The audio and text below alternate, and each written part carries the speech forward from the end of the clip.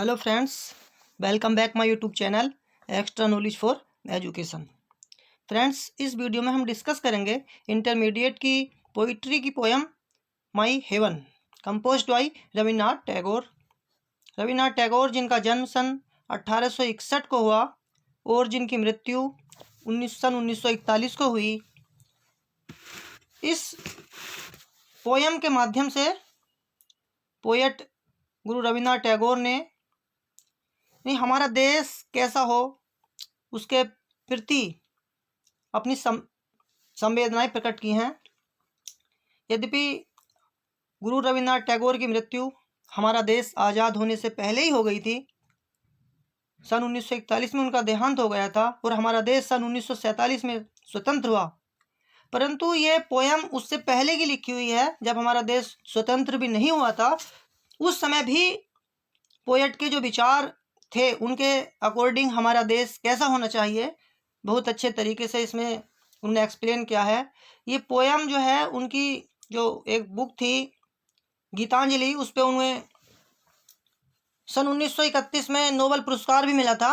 उसी का एक छोटा सा इसमें भाग है और उसी के बारे में पोएट ने एक्सप्लेन किया है। इस पोयम का जो मेन थीम है, ये जो सेंट्रल आइडिया है, उसको इस प्रकार हम कह सकते हैं कि जो पोएट हमारे देशवासियों में देखना चाहते थे, क्योंकि इस देश की संस्कृति के प्रति पोएट को अपार प्रेम था। उनकी एक कविता उनकी देशभक्ति, देश प्रेम तथा देश के भावी स्वरूप की कल्पना प्रस्तुत करती है। इस पोयम में जो पोएट का भाव है कहने का, वो ये है कि पोएट ने मातृभूमि की अपनी कैसी कल्पना की, कवि की वास्तविक तथी और मानसिक इच्छा क्या है। स्वतंत्रता चाहते हैं वे चाहते हैं कि उनके देशवासी निडर, स्वाभिमानी तथा संकुचित मान्यताओं से मुक्त हों, मनुष्य तर्क संगत हो तथा सदा प्रवीणता के लिए प्रयत्नशील हो, तब उसका देश स्वयं में स्वर्ग बन जाएगा। Now read the poem. Where the mind is without fear and the head is held high, where knowledge is free, where the world has not been broken up into fragment by narrow domestic walls। यानी where means जहाँ mind स्वतंत्र हो, भय मुक्त हो, कोई किसी प्रकार का डर ना हो। यानी पोएट चाहता है कि उसके देशवासियों में कुछ गुण विशिष्ट और सद्गुण होने चाहिए। विदाउट फियर, उनमें भय ना हो, वे निर्भय हो। And head is held high, और उन्हें किसी कारण लज्जा या भय का अनुभव ना करना पड़े और उनमें आत्मसम्मान और गर्व हो। वेयर नॉलेज इज फ्री, यानी बुद्धिमान आदमी बिना धन या जाति का विचार किए विद्या दान करे, विद्या प्रत्येक को मिले, लोगों में संकीर्ण देशभक्ति ना हो। Where the world has not been broken up into fragments by narrow domestic walls, सारा संसार सबका घर माना जाए, वह देशों या प्रदेशों में न बांटा जाए, केवल दिखावे के लिए या दूसरों को प्रसन्न करने के लिए कुछ न कहें, वे वही कहें जिसे वे पूर्ण रूप से सत्य समझें। इस पोयम का सेकंड स्टैंजा है, ये बहुत शॉर्ट पोयम है, केवल 2 स्टैंजों की। सेकंड स्टैंजा है इस पोयम का।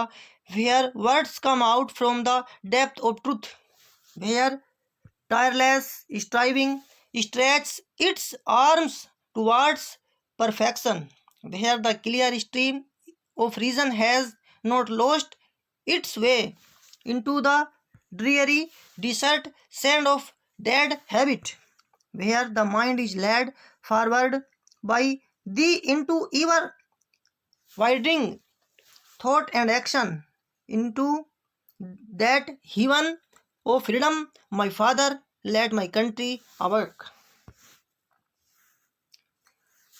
इस स्टैंजे में पोएट एक्सप्लेन किया है पोएट ने और कहा है, वेयर टायरलेस स्ट्राइविंग, अर्थात जहाँ लोग उन्नति के लिए प्रयत्न करते हैं,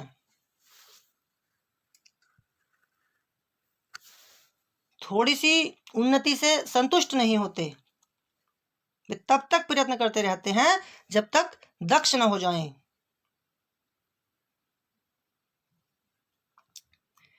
Where the clear stream of reason has not lost its way into the dreary desert sand of dead habit.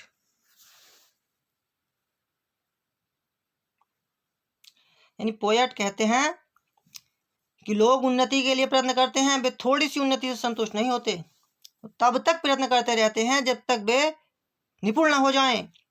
Poet अपने देश में ऐसे ही गुण वाले व्यक्ति चाहता है। वह चाहता है कि मनुष्यों में विवेक होना चाहिए और वे अपनी निजी धारणा बनाएं, पुराने और बेकार रीति रिवाज और उनके विवेक को नष्ट न कर दें।